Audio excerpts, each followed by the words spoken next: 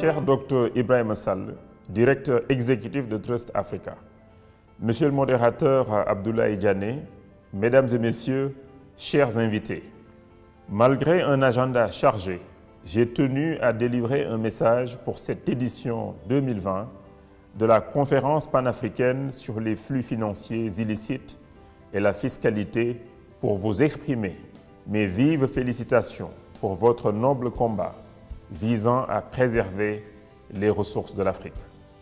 Le thème de cette année nous interpelle à plus d'un titre. En effet, depuis quelques mois, l'humanité vit une situation inédite avec la pandémie de la Covid-19 qui a bouleversé nos sociétés, nos modes de vie et touché toutes les économies. Face à cette crise, les pays africains ont réagi en prenant des mesures pour riposter et accroître la résilience des populations et des entreprises ainsi que de leurs salariés. Le Sénégal, en ce qui le concerne, a mis en place sous l'impulsion de son Excellence Macky Sall, président de la République, le programme de résilience économique et sociale, le PRESS, doté d'un fonds de 1 000 milliards de francs CFA, représentant 7% du PIB. Mesdames et messieurs, après la phase de résilience, il est important de réfléchir aux initiatives à mettre en œuvre pour accompagner la relance durable de nos économies.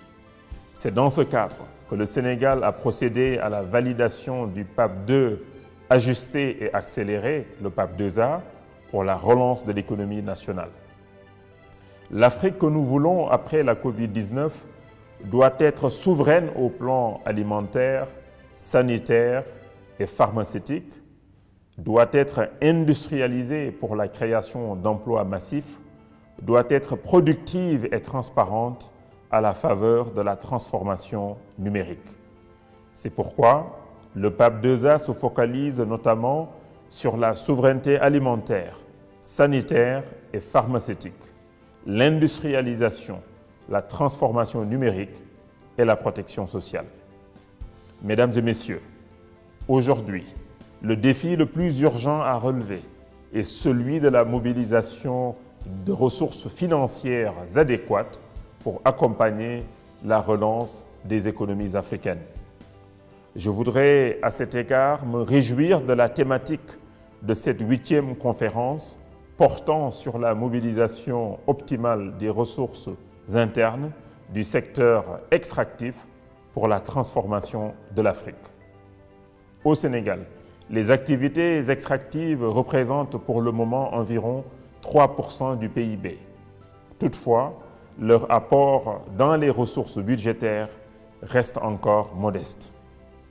L'ambition de notre pays en perspective de l'exploitation du pétrole et du gaz est de renforcer cette contribution.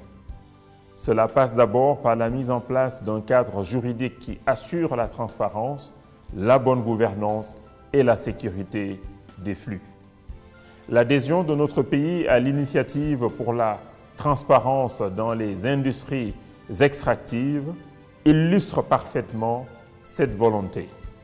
Depuis cette adhésion, le Sénégal n'a cessé de renforcer le cadre de gouvernance des industries extractives. C'est à ce titre que notre pays va finaliser très prochainement le cadre légal pour la gestion et la répartition des recettes issues de l'exploitation des hydrocarbures. Mesdames et messieurs, pour améliorer la mobilisation des ressources internes dans tous les secteurs d'activité, notre pays mise également sur le recours aux instruments innovants comme les partenariats publics-privés pour élargir notre base productive et sur des réformes majeures, notamment la stratégie de recettes à moyen terme. Mesdames et messieurs, pour finir, je voudrais encore remercier les initiateurs de cette conférence et réaffirmer notre engagement pour contribuer à réduire d'ici 2030 les flux financiers illicites et à œuvrer pour l'unité africaine. Je vous remercie de votre aimable attention. Bonne conférence à tous.